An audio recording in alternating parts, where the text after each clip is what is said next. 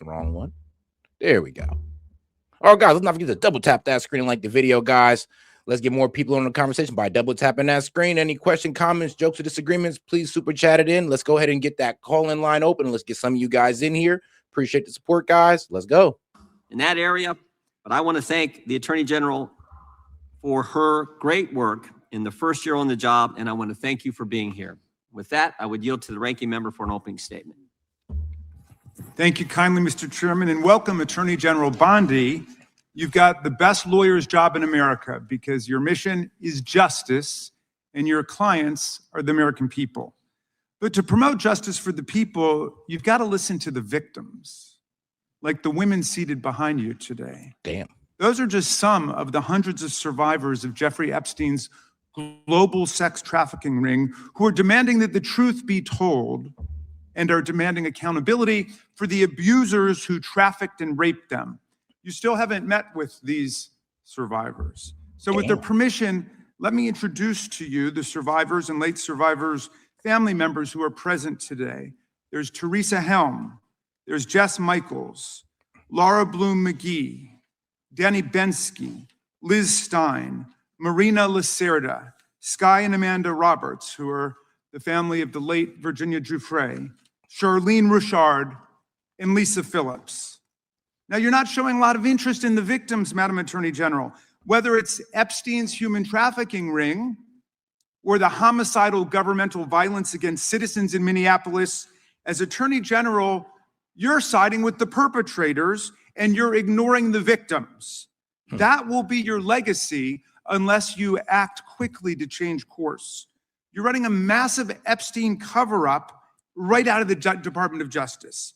You've been ordered by subpoena and by Congress to turn over 6 million documents, photographs, and videos in the Epstein files, but you've turned over only 3 million. You say you're not turning over the other 3 million because they're somehow duplicative, but we know that there are actual memos of victim statements in there, and you also took down the Department of Justice's prosecution memo from 2019. So it's clearly not all duplicative, but even if it were, why not release it? Just release all the duplicative stuff. In the half you did produce, you redacted the names of abusers, enablers, accomplices, and co-conspirators. I mean, bro, they redacted whole witness testimonies, all of that. I mean, you're searching through there and the whole page is redacted. You're just going like, well, what type of story were they telling? Well, y'all have to redact the whole thing. Why are y'all redacting names of Jeffrey Epstein, who Jeffrey Epstein was texting, or they was texting him or emailing him about, you know, cheese pizza, torture videos, children, etc. And you're over here redacting the name of those guys. I mean, those are the names that we want, and you're redacting them? Apparently to spare them embarrassment and disgrace, which is the exact opposite of what the law ordered you to do. Even worse, you shockingly failed to redact many of the victims' names, which is what you were ordered to do by Congress. Some of the victims had come forward publicly, but many had not. Many had kept their torment private, even from family and friends, but you published their names, their identities, their images on thousands of pages for the world to see.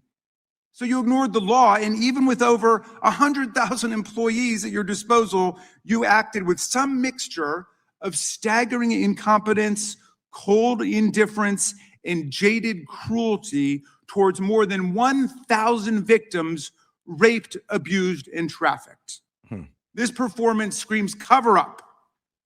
Convicted sex trafficker and groomer Ghislaine Maxwell opened the gates of hell to Virginia Giuffre and hundreds of other victims, as Virginia recorded in her remarkable book, Nobody's Girl. But when Maxwell was subpoenaed to come testify before Congress, you and Todd Blanche quickly moved her from a higher security prison to a minimum security camp in Texas, where she's enjoyed 5-star treatment, including catered meals, private gym time, and access to a therapy puppy. Which is wild. Wild. We're talking about this lady literally was convicted of trafficking kids, children, young women, and she's getting a sweetheart treatment. We're taking her to the jail where we put rich people who committed financial crimes, nonviolent offenses, and she's over there getting treated like them, as if she hasn't committed some of the most heinous crimes that you can commit. That is a huge problem. And then she has the goal to come in front of the American people, plead the fifth, and then ask the president for clemency. Like, are you serious? And like I said, I was going like, yo, I'd have sent her right back to that prison that she hated so much, and I'd have put her in worse positions if I had the power to. But the fact that she was able to do that, go in front of the American people, go in front of that committee, plead the fifth all the way through, answer no questions, said, I ain't answering questions, looks like it clemency, is crazy. It goes to show, I mean, honestly, the audacity of this lady. All because Todd Blanche, who's utterly failed to investigate the monstrous crimes of Epstein and Maxwell's co-conspirators, spent 9 hours with Maxwell and satisfied himself that she would have nothing untoward to say about Donald Trump, which is your only real interest in the matter, based on institutional performance. But abandoning victims and coddling perpetrators is what you do best. When the FBI opened a criminal investigation into the brutal killing in Minneapolis of Renee Good, a poet and 37-year-old mother of 3, by Trump's masked paramilitary ICE agents, you shut it down. You claim you're investigating the cold-blooded murder of Alex Preddy, an ICU nurse at the VA. But how can we trust the administration when the president and Kristi Noem call Preddy a domestic terrorist? I mean, that's not fair. It is being investigated. It's being investigated by the federal government. And you know, the Dems want to be investigated by the state. But this is, well, this is something involving federal agents. So the federal government is going to be the one to investigate it. Now, I know what the Dems are saying. Oh, it's unfair. That's Donald Trump's government. They're going to side with them. This is not going to be properly investigated. But I'm sorry, you're just going to have to take that one to the chin, because it is being investigated, guys. And we'll see what happens after. But as far as Renee Good is going, that's working out to actually be a lawful shot. And with Alex Preddy, we're still looking over all the information with that. More information shall be released soon. I mean, especially when they release these body cams. And Stephen But it is a bit unfair to try to hit her on this one, because it is being investigated. Miller called him a would-be assassin. Not only do you refuse to share evidence with the state and local investigators and prosecutors in Minnesota, you have blocked their access to the crime scene and the evidence. Because this is a federal investigation, not a state one. So they don't really have the right to have access to it. I mean, it is what it is. The FBI can come in and take a case from state police, and they just got to sit there and take it to the chin. Happens all the time. How are you seeking justice for Marimar Martinez, the Montessori school teacher in Chicago who was shot 5 times by a Border Patrol agent who bragged about it on text? Or the family of Keith Porter, a father of 2 shot and killed by an off-duty ICE agent in LA. No contact. Or the family of Silverio Villegas Gonzalez, shot and killed in Illinois minutes after he dropped his kids off at school. There's no sign of any movement at the Department of Justice. You even launched a criminal investigation into Renee Good's grieving widow. I mean, let's be real though. She was there pretty much obstructing the officers. So, and she did tell Renee Good to drive off while officers told her to get out the vehicle. Be honest with you, she kind of did deserve that investigation. And I would like to hear about these guys in context, of course, because if you just hear about Renee Good without looking at the video, it sounds pretty bad. If you look at Alex Preddy without looking at the video, it sounds pretty bad. So I would like to honestly hear why these people were shot and under what circumstances, you know, not without context. You holding up their picture doesn't automatically assume innocence. How sick is that? But it's even worse. You've turned the People's Department of Justice into Trump's instrument of revenge. Trump orders up prosecutions like pizza, and you deliver every time. He tells you to go after James Comey, Letitia James, Lisa Cook, and Jerome Powell, the head of the Federal Reserve Board, and members of Congress like Adam Schiff, Mark Kelly, Alyssa Slotkin, Chrissy Houlihan, Jason Crow, Chris DeLuzio, and Maggie Goodlander, to name a few. Honestly, I feel bad for the Dems, because when the Renee Good shooting gets proved as a lawful shot, I mean, we told you, you can't sit there and obstruct officers and drive off. And then when you get shot, oh no, he's in the wrong. No, don't work like that. Alex Preddy, that might be seen as a lawful shot. Why? Because you just can't walk up to a federal agent, or I'm be real with you, Custom Border Patrol, while they're in a law enforcement scene. You can't just go up there and get in their way. And remember, you said there he was going to protect the lady. Well, why didn't he just go to the lady on the floor? Why did he go in front of law enforcement? That's what got him killed. So as much as you guys want to sit there and call these guys the Gestapo and all that, this would have never happened if one, if they weren't obstructing law enforcement. Two, if Jacob Fry and Tim Walz actually sent out the National Guard or local police to provide crowd control to keep these protesters from obstructing and also keeping them safe. And then three, I mean, well, honestly, just not showing up to the protests and just, I don't know, staying home and her being with her kids and this man working on being a nurse. That also works as well. And you snap to it. You replace real prosecutors with counterfeit stooges who robotically do the president's bidding. Nothing in American history comes close to this complete corruption of the justice function and contamination of federal law enforcement. And the good news is many serious lawyers at DOJ, including some of your own original employees, have refused your juice box. You know better than that. You know better than that. I get where you're coming at, bro. Like, I really do, but you can't say that. Like, a citizen's trying to look. One, it wasn't him, that officer, the Border Patrol agent, which is kind of funny because everybody says that ICE shot Alex Preddy when it wasn't. It was Custom Border Patrol who shot Alex Preddy. So there you go there.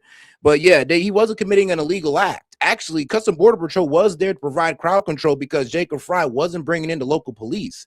So, I mean, if Jacob Fry was the one bringing in the local police, Custom Border Patrol would have never been there providing crowd control, which they were doing, which why that lady was getting pushed out the way because she was obstructing, trying to get in the way of ICE officers. Now, do I condone pushing ladies onto the ground? Of course not. But when it's under a law enforcement scene, you just got to sit there and accept it.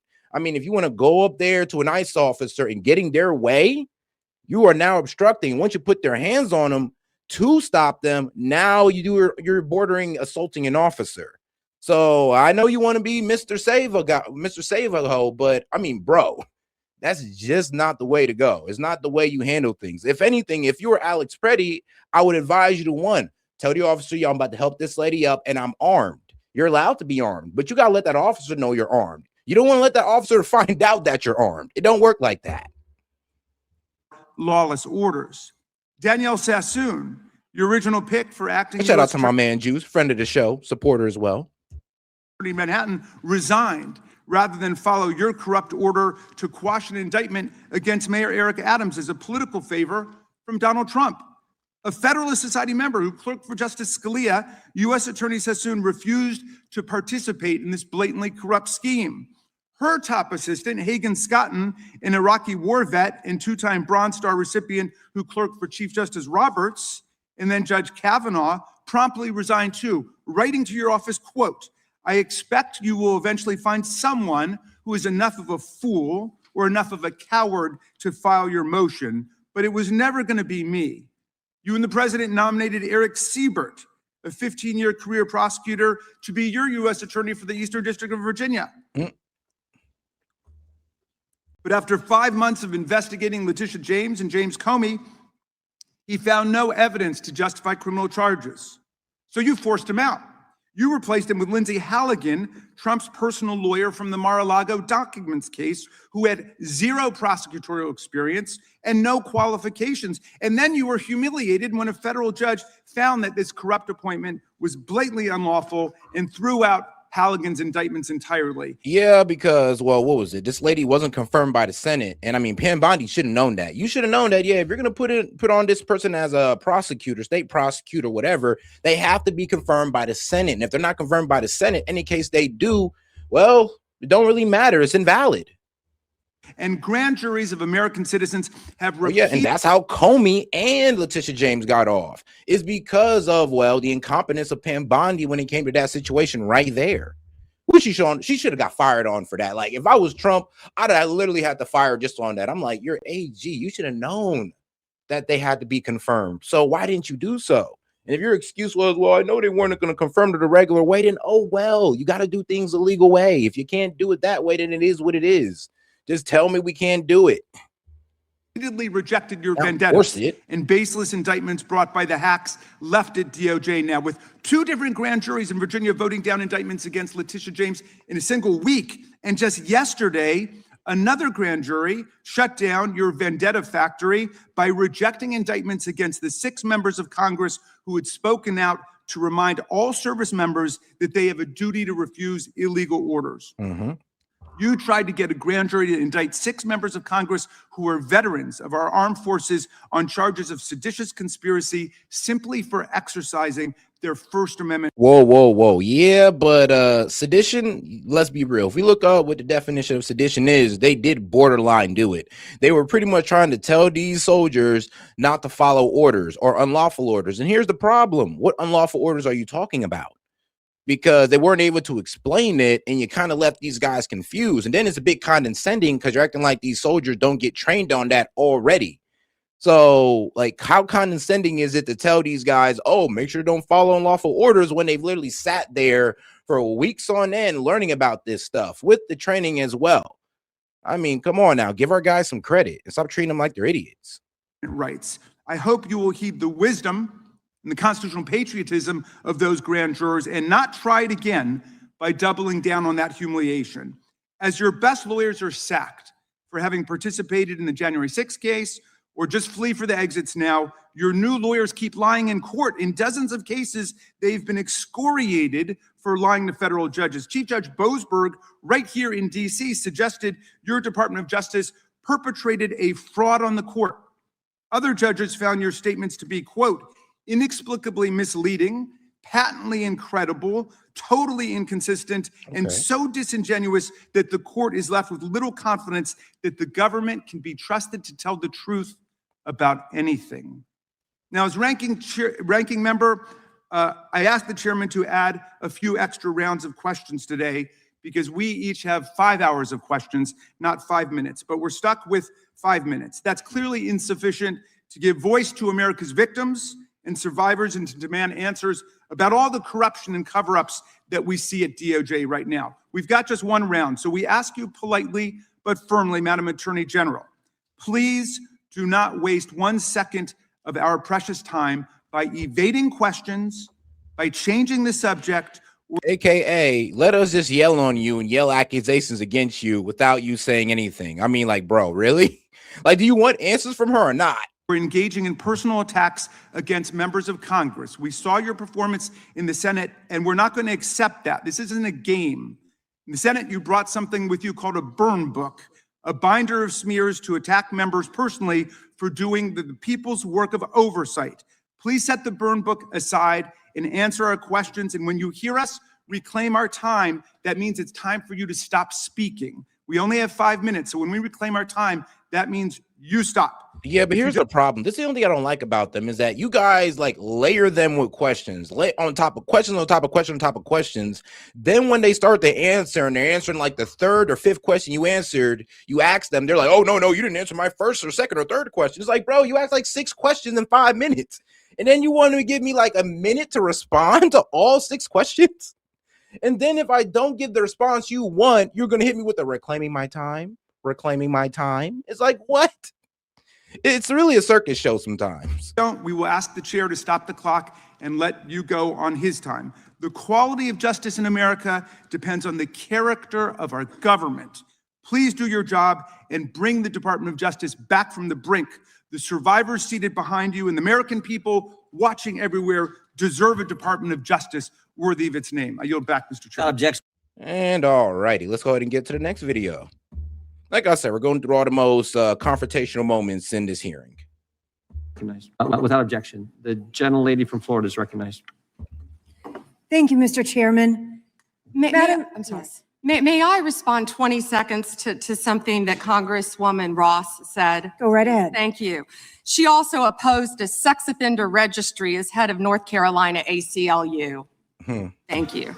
Thank you, Madam Attorney General. And I'd like to pick up where you left off a moment ago, because we convene here today as a committee for the stated purpose of conducting oversight of the Department of Justice. And so it's critical for us to focus first on the mission of the department. Oh, guys, let's not forget to double tap that screen and like the video, guys. Let's get more people on the conversation by double tapping that screen. Appreciate the support. And if you guys have any questions, comments, jokes, or disagreements, I'll be happy to read out loud and engage with it. Just $2 and up, or if you're a member and I happen to see it.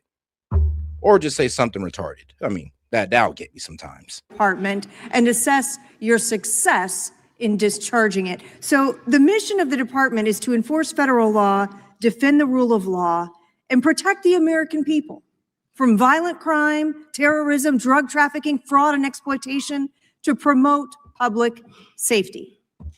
And what we have heard today unequivocally is that President Trump's Department of Justice, under your leadership, Attorney General Bondi, is doing exactly that. Just a moment ago, you shared with us some incredible statistics that the United States, under your leadership, has achieved the lowest murder rate in 125 years. That in the first year of this administration, murder is down 21%. Robbery is down 23%, carjacking down 43%, and gun assault down 22%. That is what public safety looks like. Under your leadership and that of President Trump, you've located more than 6,000 child victims of trafficking and exploitation, arrested 1,700 child predators, and apprehended more than 300 human traffickers. Significant increases. And those aren't just statistics. Those are precious lives that your department and the men and women of federal law enforcement have saved.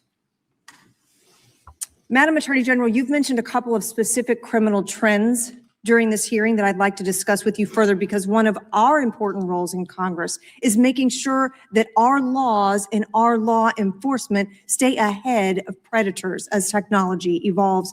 I lead legislation in the House along with bipartisan co-sponsors on this committee to make sextortion a... Now, to speak on those stats, it is impressive. But the problem is, though, that this Epstein files overshadows all of that. And that's what everybody hates to hear, especially if you're MAGA. Like, I get it. Like, but bro, the murder rate, the crime is going down across the country.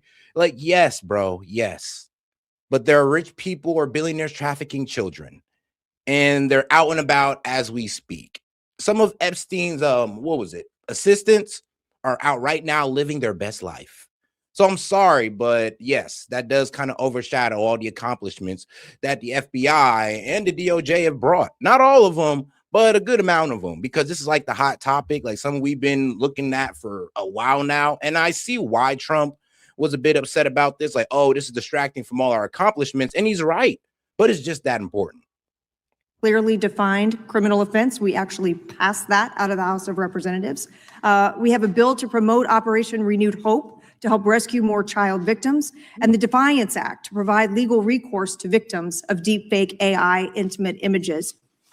I would love to hear your perspective and what you are seeing related to these technology-based criminal trends, sextortion, and AI deepfakes. What are you seeing at the Department of Justice, and why do you believe that efforts to combat these types of crimes are important? Now, if you looked at the Epstein files, I mean, it did get pretty bad. Now, when I was reading through it, and I did see some connection to Epstein's trafficking operations and, porn, actually. There were porn websites, and we're talking about the old ones from back in the day, man. I'm talking about, you know what? I mean, I guess I'm gonna be exposing myself a little bit, but RedTube was on there. We got places like X Hamster. And the reason why these were linked is because these were links to victims of Jeffrey Epstein. Yeah. Which gave me a sinking feeling in my stomach at a certain point, because it's just like, oh, shit.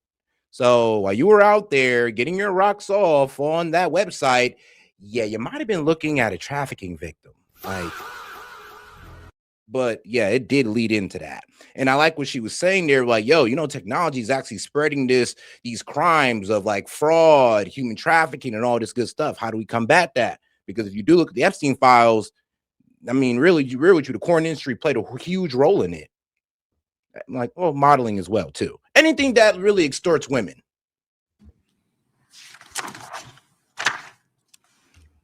But some will say Sextortion, and thank you for supporting that, Congresswoman. I think that was a bipartisan effort, actually. I think many of you on both sides of the aisle supported that.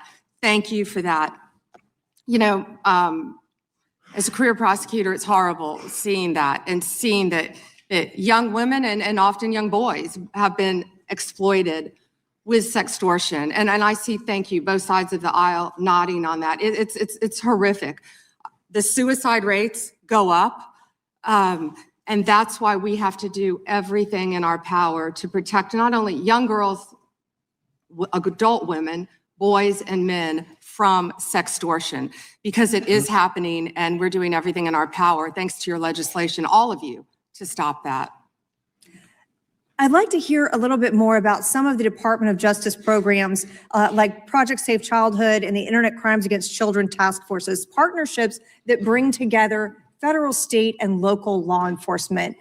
Sometimes the work between those law enforcement groups together really creates some incredibly powerful outcomes and some great success stories. I know you, as Florida's Attorney General, had a tremendous amount of leadership in our state, trying to make sure we were taking care of children, also the elderly, protecting them from fraud, ending drug trafficking. Tell us a little bit about some of those departments within DOJ. Yeah, when you talked about Project Safe Neighborhoods, we've done a lot of that in Florida when I was state AG, and actually back when I was a state prosecutor prior to being Attorney General. That is so important. I feel like what we've been doing in DC too, with the Take Back DC and Make DC Safe Again, is similar to that. Going into the neighborhoods, working with the community, seeing law enforcement officers out there playing basketball with kids who live in the neighborhood. It's pretty remarkable what we've seen firsthand. Citizens in Memphis saying that they appreciate, they can walk outdoors now and they feel safe. People coming up thanking law enforcement and working hand in hand with them. Which has been the same thing in DC. I mean, people go, oh, the National Guard is a police state and all that. And oh my goodness, like, well, I'm gonna be real with you. These National Guard and these extra police guys are actually working well with the community. They're cleaning up crime. They're literally picking the trash up off the streets, and they're looking over the youth. You can catch these guys looking out at basketball courts where there used to be shootouts all the time. I mean, I can't get mad at that, especially if it's happening in the Black community. It's like, I really can't get mad at that. Like, come on now. And I know there's Black liberals that be like, oh, you should hate this. I should hate my people having an extra layer of protection. Like, do you hear yourself, bro? But all right, though, let's get back to it. Thank you, Chairman. Attorney General Bondi, glad you finally made it here after hiding for 4 months from this committee. I understand why you're hiding. Okay, that was a funny way to start it off. Like, yeah, you've been ducking smoke for 4 months, so I'm glad your punk ass finally pulled up. It's like, whoa. All right. I mean, thank you for coming at me nicely, I guess. From us. Chairman? You're one of the worst attorney generals in our history. Damn. And an instrument of Take this back. Illinois is recognized. Thank you, Chairman. Attorney General Bondi, glad you finally made it here after hiding for 4 months from this committee. I understand why you're hiding from us. Chairman? You're one of the worst attorney generals in our history and an instrument of Donald Trump's lawless authoritarian agenda. And I'm glad the American people are seeing who you are, how you act, and the lack of good values. You weaponize the Department of Justice to target immigrants, working families, and anyone that Trump deems an enemy of the state, all to protect real powerful criminals, including in your administration. My Democratic colleagues have focused on your cover-up of the Epstein files and your passion for protecting pedophiles and child traffickers. That alone is grounds for impeachment. But there's so much more to your corrupt tenure as Attorney General. You directed prosecutors to investigate elected officials in welcoming jurisdictions, and you got thrown out of court when you sued Chicago. Hold on, though. Whoa, bro. I'm gonna be real with you. You better have that same criticism about Jack Smith and what he did to the Republicans. I mean, he went after them basically because they were political enemies. Like, let's be honest here. Same thing with Donald Trump. And here's the problem. Like I said, it seems like when you guys go after Republicans, it's law and order. It's all good. We're just trying to catch criminals. But when Democrats came after, oh, this is retribution. This is vengeance of Trump. Nah, keep that same energy. Fair is fair. County and Illinois. You directed prosecutors to prioritize low-level immigration cases while gutting enforcement against corporate criminals and public corruption. You revived draconian law of 1798, which should be repealed to illegally send people to a torture prison in El Salvador. You fired over 100 immigration judges, including the assistant chief immigration judge in Chicago, without cause. God damn, Monty. Shout out to my man, Mr. Paramedic. He says, I'll try R1. Renee Good for 16 children on average per day. Sorry, 16 Renee Goods aren't even worth one child. Well, god damn. Damn. And installed unqualified military judges whom you instructed to deny asylum in violation of the law. You prosecute the president's enemies like Jim Comey and Tish James while giving impunity to federal agents. Let's be real. When it came to her fraud crimes, I mean, those were pretty legit. The problem is, like I said, Pam Bondi effed up by appointing somebody who wasn't confirmed by the Senate to prosecute them. And that's why Comey and Letitia James got off, is because Pam Bondi's incompetence. I'm be real with you. Who are murdering and brutalizing and terrorizing constituents, including in Chicagoland, in my neighborhood. I saw it last year firsthand.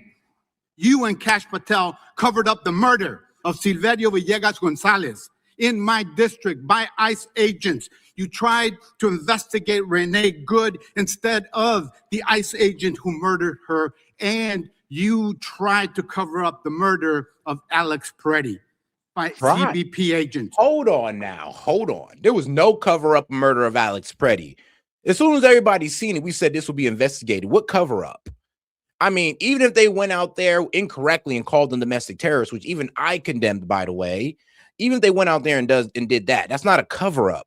It's still being investigated if it was a lawful shot or not. So what cover-up? Like, come on now, bro. That's inaccurate to say. You bring fake charges against protesters like the Broadview Six and Marimar Martinez, whom your administration labeled a domestic terrorist. This is the Montessori teacher who lived in my district. Shout out to my man Monty. No, you're right, bro. I said the same thing. Like, so no questioning, just telling her off. I thought she's supposed to answer questions. Like, me too. But I mean, from the first video, we kind of got the tone where he was literally like, yeah, I just want to sit there and ask you, I want to grill you, ask you 6 questions, and you're just supposed to sit there and take it. And when I let you answer questions, you better just agree with me, or I'm gonna hit you with the reclaiming my time. It's like, really? While protecting thugs who terrorize us and DHS authority. That's what you do.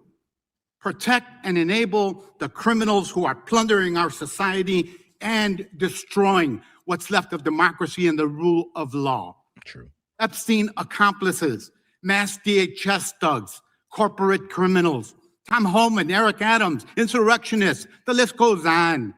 And you talk about fighting crime, but you protect any criminal who helps you and Trump turn our country into an authoritarian gangster state.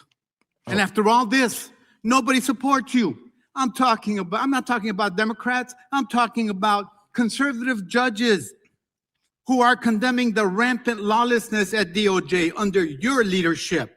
Your prosecutors are quitting in droves over being forced to prosecute low-level immigration cases, including in Chicagoland. Your MAGA base despises you because you're covering up the Epstein file. How ironic. No, actually, no, she fired them. I remember that story. It was a bunch of prosecutors saying that, oh, it's below us to prosecute these undocumented immigrants. And I'm just like, it's your job. Hold on. Are you literally saying that you don't want to do your job? And Pam Bondi ended up firing them because they literally sat there and told Pam Bondi to her face, like, oh, yeah, and to not do it, we're going to go ahead and take our pay leave. She was like, all right, cool. You can take your last paycheck and get the F on up out of here. And I ain't gonna lie, as much as I don't agree with some of the message she's been using when it comes to the DOJ, I agreed with that. Get their ass up out of here if they feeling that way. You work for the American people, not yourselves. Boss has repeatedly complained to your staff about you, calling you weak and ineffective. That's what Donald Trump thinks of you already.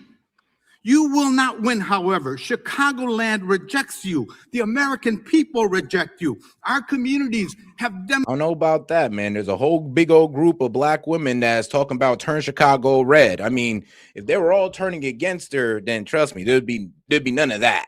But I'm gonna be honest with you, when it comes to Chicago, bro, people are begging for Chicago to get cracked down on. I mean, bro, there's assassinations broad day in the street, kids coming out with guns, shooting people.